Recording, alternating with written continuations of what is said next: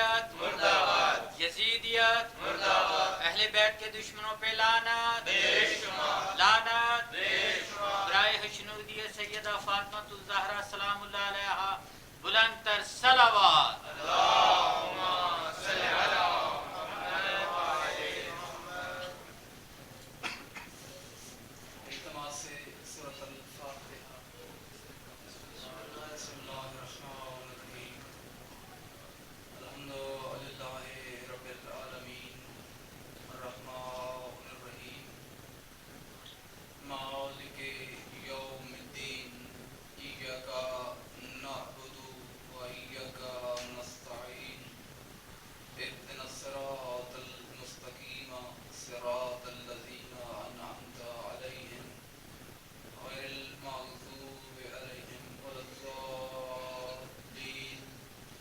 اللہم صل علی محمد وآل محمد۔ ربنا آتنا فی الدنیا حسنة وفی الآخرة حسنة وقنا عذاب النار وقنا عذاب القبر وقنا عذاب الحشر وقنا عذاب المرض وقنا عذاب القبر وقنا عذاب المیدان۔ رب ارحمهما كما ربياني صغيرا رب لا تذرني فردا وانت خیر الوارثین۔ یا اللہ بحق طٰہٰ، بحق یاسین، بحق محمد و آل محمد کی عظمت کا واسطہ میرے مالک و خالق یہ صف ادا بچھائی گئی ہے، میرے مالک اس کو اپنی بارگاہ میں قبول مقبول فرما۔ مالک دو جہاں تجھے واسطہ ہے محمد و اہل بیت محمد کی عظمت کا واسطہ تمام مومنین مومنات کے کبیرہ و صغیرہ گناہ معاف فرما۔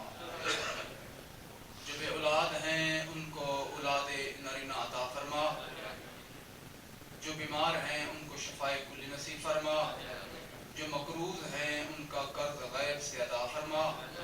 یا اللہ محمد و اہل بیت محمد کی عظمت کا واسطہ ہم سب کو اور ہمارے مرحومین کو شفاعت آل محمد نصیب فرما۔ قرآن کو سمجھنے، قرآن پر عمل پیرا ہونے کی توفیق عطا فرما۔ اللہم صلی علی محمد و آل محمد بلند تر صلوات۔ اللہم صل علی محمد و آل محمد۔ عزیزان محترم، آج تمام مومنین و مومنات امام کے سوئم پر اکٹھے ہیں، تو بارگاہ الہی میں دعا ہے کہ مولا آپ کا اس صف ادا میں اپنی بارگاہ میں قبول فرمائے۔ دیکھیں یہ جو مجالس ہوتی ہے نا، یہ ہماری یونیورسٹیاں ہیں، یہاں سے ہمیں ہر چیز کا علم ملتا ہے۔ تو اس لیے یہ درس گاہ حسینی ہے، بس کوئی سمجھانے والا ہو تو اس گھرانے سے بڑی خیرات ملتی ہے، وہ علم کی ہو، بردباری کی ہو، سخاوت کی ہو، شجاعت کی ہو، کوئی لینے والا ہو تو اس گھرانے سے سب کچھ ملتا ہے۔ صلوات پر محمد ہے۔ اعوذ باللہ السمیع العلیم من الشیطان اللعین الرجیم۔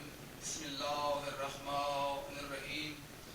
الحمد للہ رب العالمین ثم الصلاۃ والسلام علی اشرف الخلائق اجمعین وآلہ الطیبین الطاہرین المعصومین المنتجبین المخدومین المظلومین الشرفاء الذین اذهب اللہ عنہم الرجس وطہرہم تطہیرا۔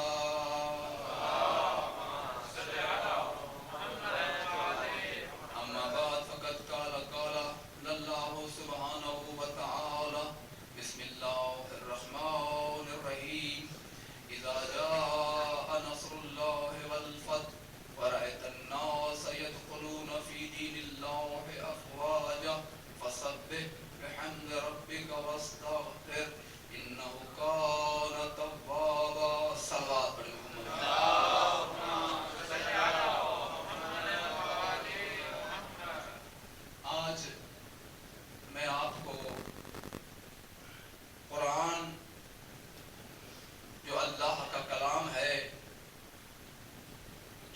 کلام برحق ہے، یہ وہ کلام ہے جس کے بارے میں قرآن نے خود اس کی دلیل دی ہے۔ بسم اللہ الرحمن الرحیم، الف لام میم ذالک الکتاب لا ریب فیہ ھدی للمتقین، یعنی یہ ایسی کتاب ہے جو لا ریب ہے، جس میں کوئی کجی نہیں، کوئی نقص نہیں، یہ پاک و مبرہ کتاب ہے اور قیامت تک کے لیے ہدایت ہے۔ قرآن اور پھر میرے مولا کائنات نے جو سورہ نوح کی اس آیت کا میرے مولا نے عنوان پیش کیا، یقین کیجئے گا تمام مشکلیں حل ہو گئی۔ میرے مولا علیہ السلام نے فرماتے ہیں کہ دنیا نے استغفار کو سمجھا ہی نہیں ہے، یہ ایک ایسا عمل ہے میرے مولا علی کی نگاہ میں کہ عبداللہ ابن عباس جیسے صحابی رسول بھی پریشان ہو گئے۔ مولا قرآن تو ہم بھی روز پڑھتے ہیں، مگر جیسے آج آپ نے قرآن سے استغفار کی اہمیت بتلائی ہے، واللہ اس سے پہلے ہم نے استغفار کی ایسی اہمیت نہیں سنی۔ دیکھیں اتنی بڑی اہمیت ہے بنفس قرآن استغفار کی کہ جس کی توبہ قبول ہے نا، اس کا ہر عمل قبول ہے، جس کی توبہ قبول نہیں اس کا کوئی عمل قبول نہیں ہے۔ جب رسول سے اللہ وعدہ کر رہا ہے کہ اذا جاء نصر اللہ والفتح، میرے حبیب جب تمہارے رب کی طرف سے نصرت اور مدد آ پہنچے، اذا جاء نصر اللہ والفتح ورأيت الناس يدخلون في دین اللہ افواجا، اور تم دیکھ رہے ہو کہ لوگ جوک در جوک، گروہ در گروہ، جماعت در جماعت دین خدا میں داخل ہو رہے ہیں۔ سمجھ آ رہی ہے نا؟ یعنی آیت کا مفہوم کیا ہے؟ اذا جاء نصر اللہ والفتح ورأيت الناس يدخلون في دین اللہ افواجا فسبح بحمد ربک واستغفر، یعنی اللہ بشارت دے رہا ہے اپنے حبیب کو، اپنے رسول کو، کس کی؟ فتح کی۔ فتح مل گئی، لوگ دین خدا میں داخل ہو گئے، اس کے باوجود اللہ قرآن میں فرما رہا ہے کہ تو اپنے رب کی حمد کر اور استغفار کر، انہ کان توابا، بے شک وہ بڑا ہی توبہ قبول کرنے والا ہے۔ یعنی یہ نہیں کہا کہ تم پریشان ہو، مصیبت میں ہو، تنگ دستی میں ہو تو استغفار کرو، نہیں، اللہ فرما رہا ہے جب خوشی ہو تب بھی استغفار کرو۔ اور میں آگے آپ کو وہ نسخہ بتلاؤں گا بنفس قرآن۔ سورہ نوح کی آیت میرے مولا کائنات نے پڑھی تھی کوفہ کے منبر پر۔ کس نے پڑھی تھی؟ سلونی قبل ان کا تفقدونی کا وارث مولا کوفہ کے منبر پر تشریف فرما ہے۔ کچھ لوگ آ گئے، تو جو ہے نا، کچھ لوگ آ گئے، کہا کہ مولا ہم دور دراز سے آئے ہیں، ہم دور دراز سے آئے ہیں، مولا کیا کریں، بڑے پریشان ہیں، بارش نہیں ہو رہی، زمینیں بنجر ہیں، مولا کیا کریں، کوئی سمجھ نہیں آ رہی۔ یعنی پورے علاقے کے لوگ آئے تھے مولا علی کے پاس، یا علی کوئی ایسا عمل بتائیں، کوئی ایسا کام بتائیں، کوئی ایسی دعا بتائیں کہ جس کی کرنے سے ہماری فصلیں دوبارہ آباد ہو جائیں، بارش ہو۔ تو میرے مولا نے فرمایا جاؤ، علی فرما رہا ہے کثرت سے استغفار کرو۔ کچھ نہیں کہا مولا نے، جب چلے گئے کچھ اور لوگ آ گئے، یا علی ہم بھی دور دراز سے آئے ہیں، ہمارا یہ مسئلہ ہے کہ ہمارے بازار ٹھنڈے ہو گئے ہیں۔ کیا ہوا ہے؟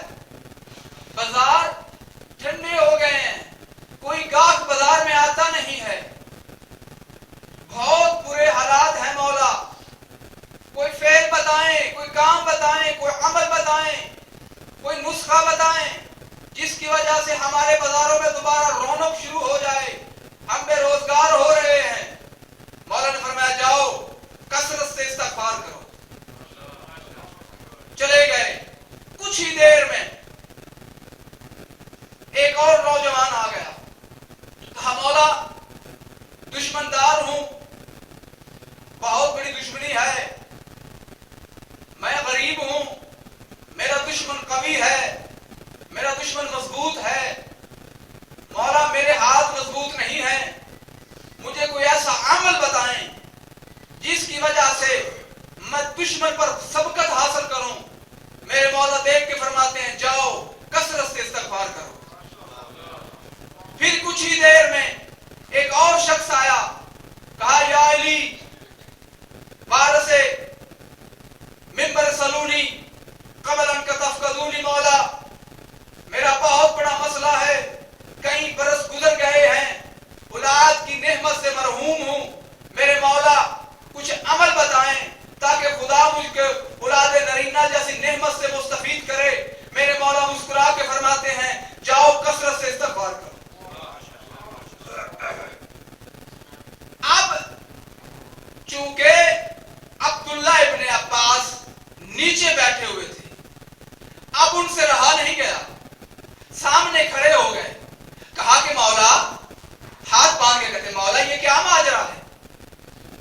یہ آپ نے ایک ہی نسخہ آج صاحب کو بتلا دیا ہے، اولاد والے سے کہا استغفار کر خدا تجھے اولاد دے گا، دشمنی والے سے کہا استغفار کر خدا تجھے دشمن کے شر سے محفوظ رکھے گا، قید سالی والوں سے کہا استغفار کر خدا تمہیں قید سالی سے محفوظ رکھے گا، جن کے بازار ٹھنڈے تھے ان سے کہا استغفار کر خدا تمہارے بازاروں میں رونق بحال کرے گا۔ میرے مولا فرماتے ہیں عبداللہ ابن عباس کیا تم قرآن نہیں پڑھتے؟ کہا مولا قرآن تو روز پڑھتا ہوں۔ میرے مولا فرماتے ہیں کیا تم نے سورۃ نوح نہیں پڑھی؟ کہا مولا ہاں سورۃ نوح پڑھتا ہوں۔ میرے مولا فرماتے ہیں آج سن، آج میں علی سورۃ نوح پڑھتا ہوں۔ کہا مولا پڑھو۔ میرے مولا فرماتے ہیں فَقُلْتُ اسْتَغْفِرُوا رَبَّكُمْ إِنَّهُ كَانَ غَفَّارًا۔ تو جو ہے نا مولا فرماتے ہیں کہ کہا ان سے کہ تم اپنے پروردگار کی طرف سے استغفار کرو، کیوں یرسل السماء علیکم مدرارا، کیوں وہ اگر تم استغفار کرو گے تو تمہارا رب تمہارے لیے ابر برسا دے گا، یعنی اگر تم استغفار کرو گے مدرارا خدا تمہارے لیے بارش والے بادل بھیج دے گا جو بارش برسائیں گے، یعنی اس کا جواب بھی میں نے قرآن سے دیا ہے۔ پھر فرماتے ہیں وَيُمْدِدْكُمْ بِأَمْوَالٍ وَبَنِينَ، اور خدا تمہاری وَيُمْدِدْكُمْ مدد کرے گا کس سے؟ مال سے، اور پھر فرمایا مال والے کو کہا کہ استغفار کرو خدا تمہاری مدد کرے گا مال سے، دوسرے نے اولاد کا تقاضا کیا تھا اور قرآن فرما رہا ہے وَبَنِينَ، اور خدا تمہیں استغفار کے ذریعے اولاد عطا کرے گا۔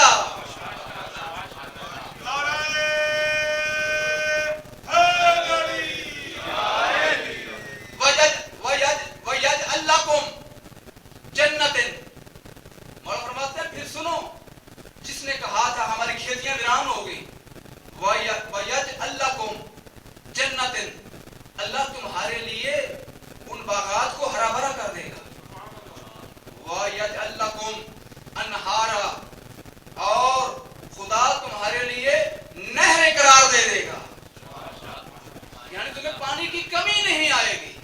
یعنی ایک نسخہ تھا، کس نے بتلایا؟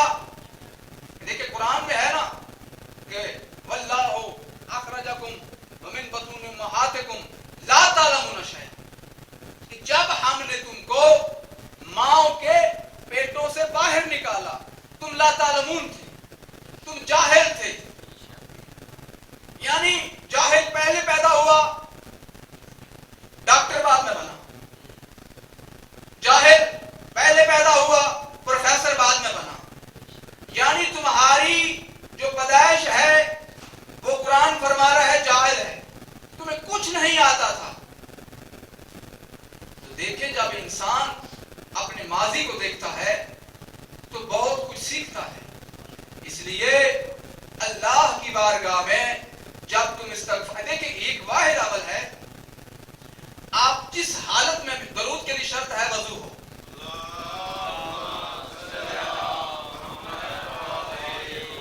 آج موضوع تھوڑا سا ہٹ کے ہے، ایک عمل ہے ایسا، کچھ لوگ کہتے ہیں ہم پریشان رہتے ہیں، جب تمہارے امام نے نسخہ بتلا دیا، یقین کریں ممبر پر بیٹھا ہوں، میرا آزمایا ہوا نسخہ ہے، میں ایک دفعہ استغفار پڑھتا ہوں، خدا پورا سال مجھے آفت و مصیبتوں سے محفوظ رکھتا ہے، اور کثرت سے پڑھوں تو پتہ نہیں کیا ہوتا ہے، مگر کثرت سے نہیں پڑھ سکتا، کیونکہ آپ کو پتہ ہے یہاں کے جو حالات ہیں کام کے، ایک ایسا عمل ہے جو تمہارے مولا نے تجھے دیا ہے، اس لیے اس کو وظیفہ بناؤ، پھر اس کی شرط نہیں ہے کہ تم وضو میں ہو یا نہیں، تم سفر میں ہو تو استغفار پڑھو، تم حجر میں ہو تو استغفار پڑھو،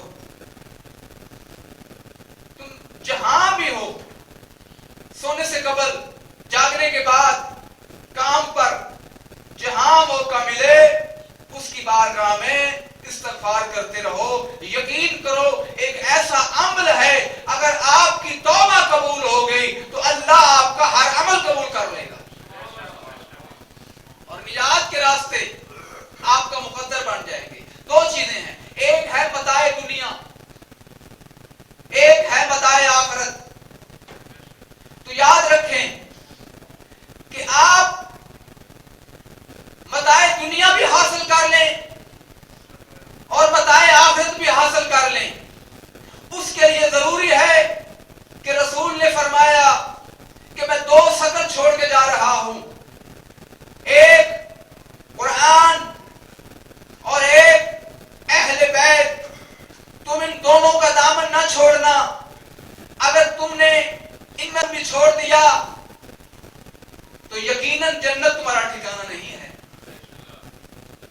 اس لیے قرآن اہل بیت سے جدا نہیں اور اہل بیت قرآن سے جدا نہیں، یہ لازم و ملزوم ہے، تو اس لیے جب قرآن سمجھ میں نہ آ رہا ہو نا تو اہل بیت سے رجوع کرو، جیسے عبداللہ ابن عباس کہہ رہے تھے مولا قرآن تو روز پڑھتا ہوں، جیسے آج میں نے قرآن کی تفسیر آپ کی زبان سے سنی ہے، واللہ آج سے پہلے میں نے ایسی کبھی نہیں سنی۔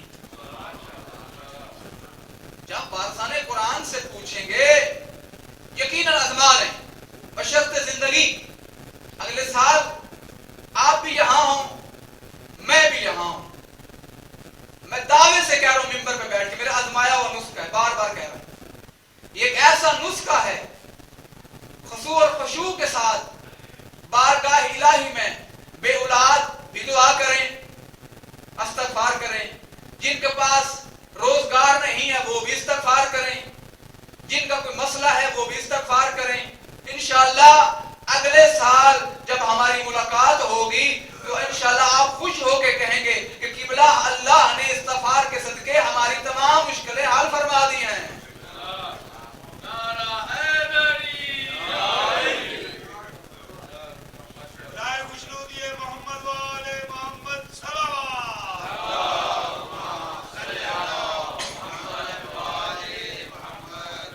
یہ نہیں ہے کہ آپ صرف ایک نسخہ اپنا لیں، ایک عمل ہے ایسا، اس کے ساتھ آپ درود بھی پڑھیں، حدیث کے ساتھ بھی پڑھیں،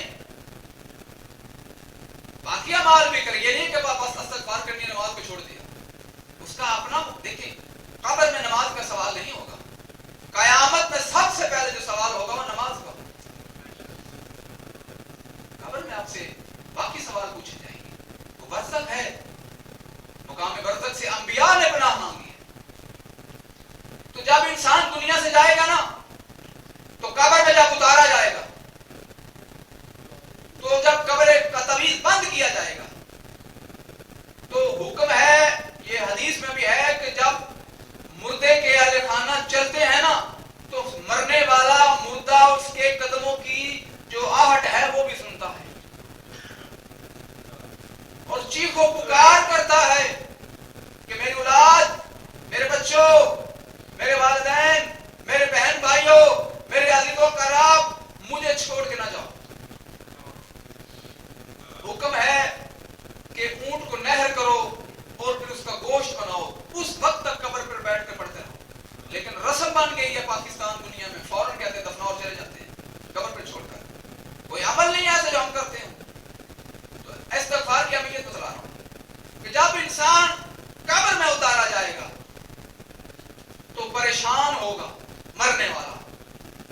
اندھیری قبر ہوگی. دیکھیں کسی دوسری جگہ پر انسان جائے نا تو اس کا دل جو ہے وہ نہیں لگتا, اپنوں سے بچھڑا ہوا ہوتا ہے.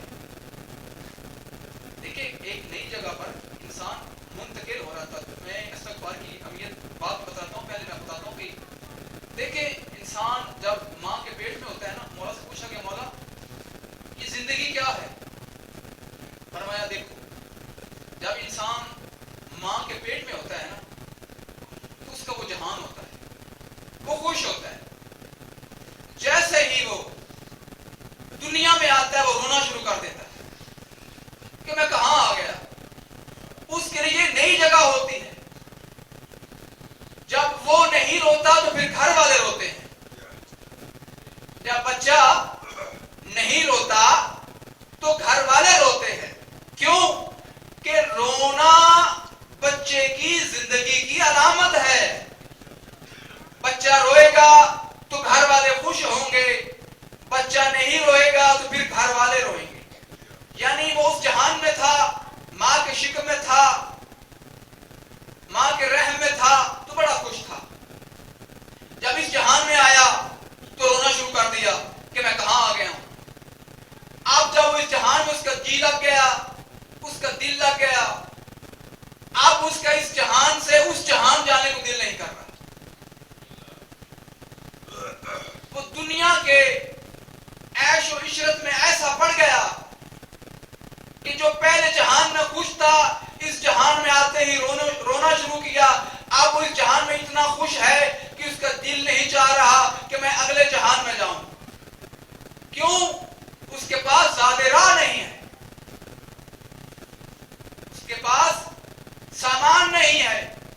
آپ نے پاکستان جانا ہو, پاسپورٹ ہوتا ہے, ٹکٹ ہوتی ہے, آپ کے ٹیسٹ بھی ہیں, سفر کا سامان ہوتا ہے, جہاز میں کھانا ملتا ہے, اہتمام ہوتا ہے, آپ کے پاس بیگ ہوتا ہے جس میں سارا سامان ہوتا ہے. یعنی پورا سفر کا سامان لے کے جاتے ہیں. ایک مہینے کے لیے جائیں تو ہزاروں یورو خرچ کرتے ہیں کہ ہم گھر میں جا رہے ہیں. آپ کے پاس پورا سامان ہوتا ہے, آنے جانے کا ٹکٹ ہوتا ہے. کیوں کہ آپ سفر کی تیاری کے ساتھ نکلتے ہیں. جب آپ دنیا کے لیے اتنا اہتمام کرتے ہیں, جب گھر میں جانا ہو, اپنے وطن میں جانا ہو جو عارضی وطن ہے, تو اتنے اہتمام کے ساتھ جاتے ہیں, اتنے دولت اور خرچہ کر کے جاتے ہیں کہ آپ اس کی پرواہ نہیں کرتے کہ ہم نے اپنے اصلی مقام کی طرف بھی جانا ہے, اس کے لیے بھی کوئی اہتمام کیا جائے.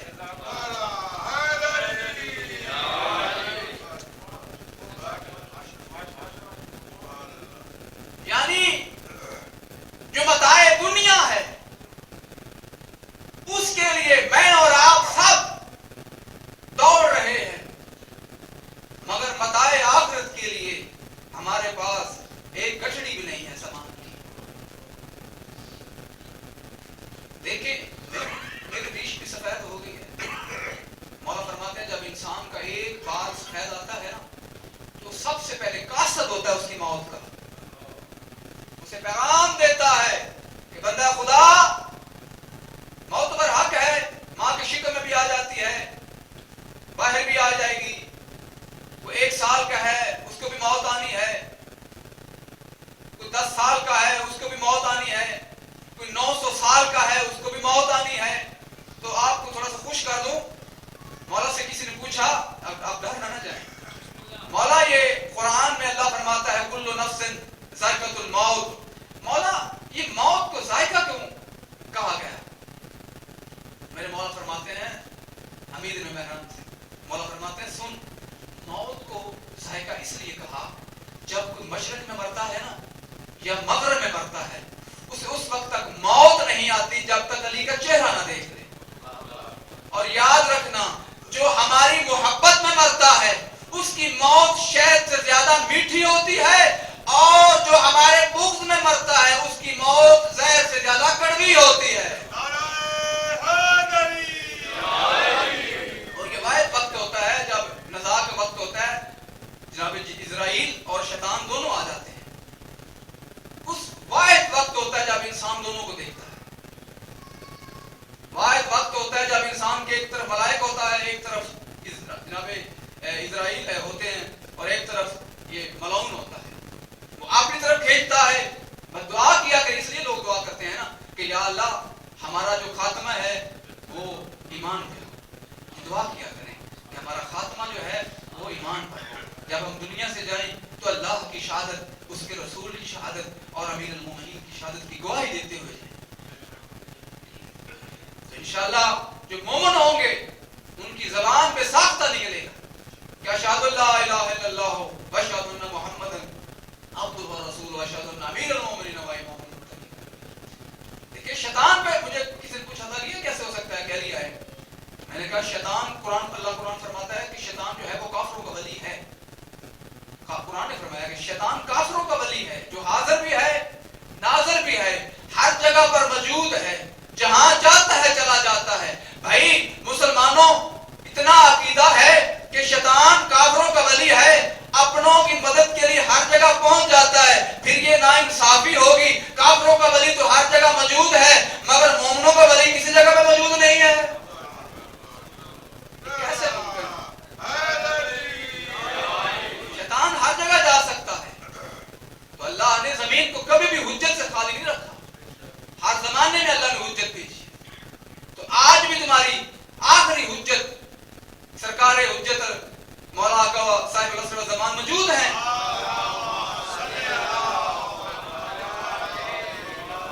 جو تمہاری لمحہ بلمحہ خبر رکھتے ہیں اور کہتے ہیں مجھے یاد کیا کرو, لیکن ہم دنیا میں اتنے مست ہو گئے ہیں کبھی امام کا نام بھی نہیں لیا. ہاں قبر میں استغفار کی اہمیت بتا رہا تھا تو جو ہے نا, ناراض تو نہیں ہے, آج تھوڑا سا ہٹ کے ہے. قبر میں جب اتارا جائے گا تو انسان جب دیکھیں نئی جگہ ہوگی, ایک نئی جگہ ہوگی جو اس سے پہلے انسان نے نہیں دیکھی. جب تعویذ قبر بند ہوگا نا تو مردہ اٹھ کے بیٹھتا ہے کہ دو ساتھی زندگی کے کرام الکاتبین جدا ہو جائیں گے, تمہارے سامنے کھڑے ہو جائیں گے. کہیں گے کہ اے شخص خدا تم نے دنیا میں کیا کیا کیا ہے؟ وہ کہے گا بہت گناہ یا ثواب.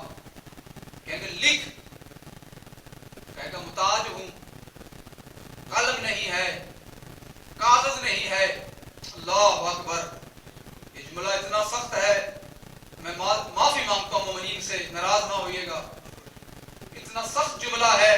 فرماتے ہیں آج تجھے ہم کاغذ بھی دیتے ہیں قلم بھی دیتے ہیں, جو ہم کفنی پہناتے ہیں نا وہ اس کے گلے سے اتاریں گے اور کہیں گے لکھ اس شہادت کی انگلی سے یہ تیرا قلم ہے. پھر انسان کے آگے گناہ ایسے آئیں گے جیسے فلم چلتی ہے, ہر چیز انسان دیکھ رہا ہوگا, وہ لکھتا جائے گا لکھتا جائے گا لکھتا جائے گا لکھتا جائے گا. جیسے ہی وہ کفنی پہ اپنے گناہ کبیرہ و صغیرہ لکھے گا نا, اللہ اکبر, تو ملائکہ وہی کفنی پکڑیں گے, اس کے گلے میں پہنا دیں گے اور وہ شخص اپنے خدا چیخو پکار کر کے کہے گا کہ اللہ کے پاک ملائکہ میرے گلے سے یہ تختی اتار لو, اس کا وزن اتنا ہے جتنا اود پہاڑ کا ہے. تو اب ملائکہ کہیں گے قیامت تک کے لیے یہ بوجھ تیرے گلے میں ہے, یہ اٹھائے گا معاشر تک. اب قبر اندھیری ہوگی, کوئی چیز سامنے نہیں ہوگی, کوئی چراغ, کچھ بھی نہیں ہوگا.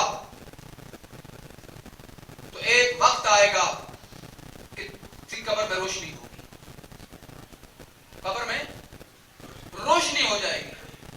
وہ تھوڑا سا خوش ہو جائے گا کہ اب خدا جانے کوئی آیا ہے. جیسے ہی دیکھے گا اور اس نور سے پوچھے گا بھائی تو کون ہے, آواز آئے گی ہم اللہ کی نمازیں ہیں. اللہ نے ہماری شکل نور میں کنورٹ کر کے چینج کر کے اللہ نے ہماری شکل نورانی بنا کے تمہاری قبر میں قیامت تک کے لیے ہم روشنی کی ہوئے ہیں. پھر ایک اور نور بلند ہوگا, تم کون ہو, روزے. پھر ایک اور نور بلند ہوگا, تم کون ہو, ہم حج ہیں. اسی طرح جتنے اعمال ہیں, نماز, روزہ, حج, زکات, خمس, جہاد, تولا, تبرع, امر بالمعروف, نہی عن المنکر, تمام تمہارے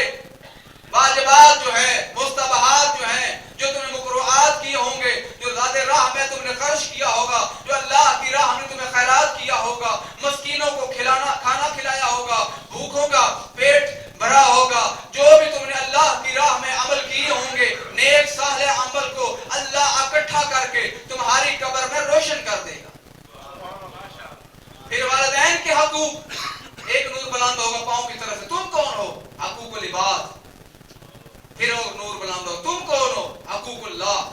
تم کون ہو؟ تمہارے روزے. پھر ایک نور بلند ہوگا.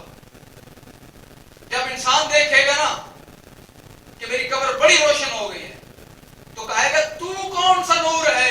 فرمائیں گے تو استغفار پڑھتا تھا نا, یہ اس نور کی کرامت ہے.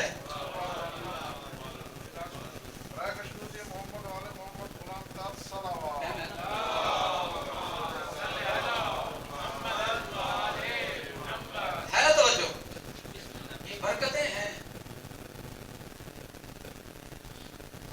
یہ وہ برکتیں ہیں جو ہمیں اپنانی چاہیے. دیکھیں, اگر آج ہمارے پاس وقت ہے, آج قرآن نے فرمایا نا بسم اللہ الرحمن الرحیم سورہ عنکبوت میں الف لام میم ما حسب الناس ان یترکوا ان یقولوا آمنا وهم لا یفتنون, تو اس کا جو یہ کمرہ امتحان اللہ نے فرمایا کہ جو جس نے کہا کہ میں مومن ہوں, جو اپنے آپ کو مومن کہلاتا ہے, خدا فرماتا ہے میں اسے امتحان میں ڈال دوں گا. یہاں اللہ نے امتحان کا پرچہ تھمایا ہے, پریکٹیکل کا ہے. وَلَنَبْلُوَنَّكُمْ بِشَيْءٍ مِنَ الْخَوْفِ وَالْجُوعِ وَنَقْصٍ مِنَ الْأَمْوَالِ وَالْأَنفُسِ وَالثَّمَرَاتِ وَبَشِّرِ الصَّابِرِينَ الَّذِينَ إِذَا أَصَابَتْهُمْ مُصِيبَةٌ قَالُوا إِنَّا لِلَّهِ وَإِنَّا إِلَيْهِ رَاجِعُونَ.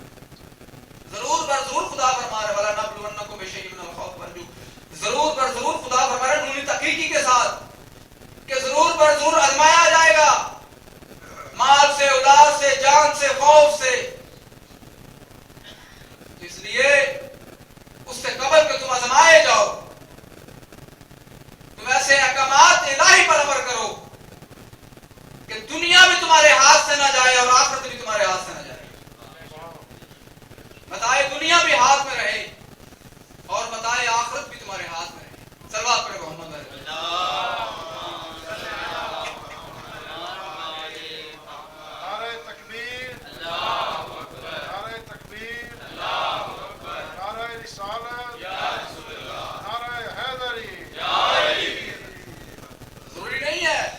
ایک بندہ لحاظ ہو. میں آپ کو ایک واقعہ سناتا ہوں. دو بھائی تھے, اللہ کی راہ میں جو زیادہ راہ خدا میں خرچ کیا اس کا کتنا ثواب ہے. دو بھائی تھے, ایک امیر تھا ایک غریب تھا. امیر کہتا ہے کہ میں اس سال حج پہ جا رہا ہوں, تو غریب نے کہا یار حج شوق زیارت مجھے بھی بڑا ہے پر میں غریب ہوں, میرے پاس کچھ نہیں ہے, بھیا ایک کام نہ کریں. کہا کیا؟ فرماتے ہیں ایسا کرتے ہیں میرے پاس کچھ مال ہے یعنی بھینس وغیرہ اور ایک گھر ہے, یہ آپ خرید لیں اور اس کے بدلے میں مجھے آپ دولت دے دیں تاکہ میں بھی حج کا فریضہ جو ہے وہ سر انجام دے سکوں. تو بھائی نے کہا ٹھیک ہے میرے ساتھ چلو, حج بیت اللہ مل کے کرتے ہیں. اب دونوں بھائیوں نے عزم سفر کا ارادہ کیا, اللہ کے گھر کی طرف چلنا شروع ہوئے. راستے میں ایک جگہ پر پڑاؤ ڈالا. یہ جو چھوٹا بھائی تھا اس کا نام تھا ربی, یہ حاجت کے لیے جھاڑیوں میں چلا گیا. اس نے دیکھا دور سے کوئی مستور ہے جس نے کالی عبا اوڑی ہوئی ہے, ایک جانور ہے مردہ, اس کا گوشت اتار رہی ہے. دیکھا کہ یہ کون ہے, یہ کیا کر رہی ہے. یہ بڑا پریشان ہوا, یہ اس عورت کے پیچھے چلنا شروع ہو گیا کہ میں دیکھوں یہ کہاں جاتی ہے. وہ ایک شہر میں آئی, ایک محلے میں داخل ہوئی, ایک بسیدہ مکان میں چلی گئی اور دروازہ اس نے بند کر دیا. چھوٹا سا سوراخ تھا. یہ ربی کہتا ہے میں سوراخ میں دیکھ رہا تھا کہ یہ اپنی بیٹیوں کو کہہ رہی تھی آؤ میں تمہارے لیے رزق لے کے آئی. اب اس سے رہا نہ گیا, اس نے جلدی سے دروازے کو دکل باب دیا. وہ مستور باہر آئی, کہا شخص خدا ہے عبد خدا تو کون ہے؟ کہا کہ ابھی تو نے یہ کام کیا ہے, ایک مردہ جانور کا گوشت اتار کے لائی ہے اور بیٹیوں سے کہتی ہے آؤ تمہارے لیے رزق لے کر آئی ہوں. تو کہتی ہے اندر آ جا, تجھے معلوم نہیں کہ میں ذات کی سیدزادی ہوں, میرا شوہر اس دنیا سے چلا گیا ہے, میں کسی کے آگے ہاتھ نہیں پھیلا سکتی, میری غیرت گوارا نہیں کرتی, مجبور ہوں, کئی دنوں سے فاقے میں ہیں, آخر چارہ کوئی نہ تھا کہ یہ عمل کرنا پڑا. وہ روتا ہوا ربی بھائی کے پاس آیا, کہتا بھائی میرا جو پیسے ہیں مجھے دے دو. کہتا کیوں, حج پہ نہیں جانا؟ کہتا میں بعد میں آ جاؤں گا, آپ چلے, مجھے کوئی کام ہے. شہر میں گیا, کچھ اناج لیا اور ساری دولت اس میں ڈالی, تھیلے کے اندر بند کیا, اتنا سا رکھ لیا پیسہ کہ جب بھائی آئے نا تو اس کے ساتھ واپس وطن چلا جاؤں. وہ سب کچھ لیا اور دروازے پہ دکل باب دی, سیدزادی کو دیا, معافی مانگی اور چلا آیا. رات کو یہ سو گیا تو اسے اللہ کے نبی کی نا, اس کا بھائی آیا واپس. جب اس کا بھائی آیا نا واپس حج کر کے, کہتا ہے یار تو کہاں تھا, تو میرے ساتھ طواف کرتا رہا ہے, میں تجھے ڈھونڈتا رہا ہوں, تو میرے ساتھ شیطان کو کنکریاں مارتا رہا ہے,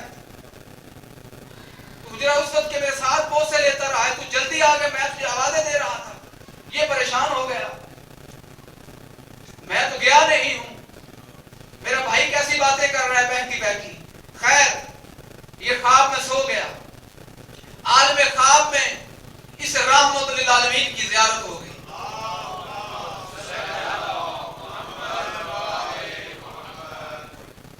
کائنات کے رسول مسکرا کے فرماتے ہیں ربی ابھی تک شک میں ہے. کہا یا رسول اللہ میں نے تو حج کیا نہیں. فرمایا جب تو میری بیٹی کے گھر دے کے آیا تھا نا پیسے, تو تینوں بیٹیوں نے علیحدہ علیحدہ دعا کی تھی تیرے حق میں. کہا کیسی یا رسول اللہ؟ فرمایا پہلی بیٹی نے کہا تھا ربی جا اللہ تجھے اس سال بھی حج کرائے اور قیامت تک حج کرتا رہے. بس اس بیٹی کی دعا کا مانگنا تھا. اللہ نے آسمان سے ایک فرشتہ بھیجا جو آج سے قیامت تک کے لیے تیری شکل میں ہر سال حج اکبر ادا کرتا رہے. ہر سال تیرے لیے وہ تیری شکل میں حج ادا کرتا رہے. کہا دوسری بیٹی نے دعا کی, اس کے بھائی کے پاس ایک تھیلا تھا پیسوں کا. اس نے کہا ربی یہ تیرا تھیلا میرے پاس, تو نے مجھے وہاں پکڑوایا تھا حج میں, یہ پیسوں کا تھیلا ہے, یہ تو پکڑ یار, مجھے پکڑوا کے امانت, میں پریشان تھا کہ تیری امانت تجھ تک پہنچاؤں. اس نے سوچا یہ تو میری تھی نہیں. خواب رسول نے فرمایا میری دوسری بیٹی دعا کی تھی کہ اللہ تجھے اتنا نوازے تیری نسلوں میں یہ پیسہ ختم نہ ہو.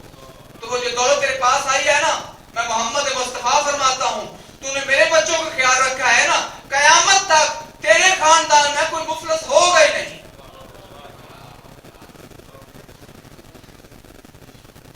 تیسری بیٹی نے دعا کی, فرمایا کہ تیسری بیٹی دعا کی تھی کہ میرے نانا کی تجھے زیارت ہو. فرمایا تیسری بیٹی دعا کی تھی کہ خدا تجھ پر جہنم کی آگ حرام کرے. تو فرمایا کہ جس کو میں محمد مصطفیٰ کی زیارت ہو جائے اللہ اس پر جہنم کی آگ حرام کرا دیتا ہے. صلوات علی محمد علیہ.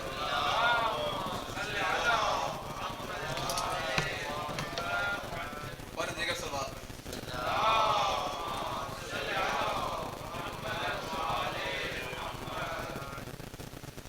تو جو ہے نا مدینہ کی گلیاں ہیں,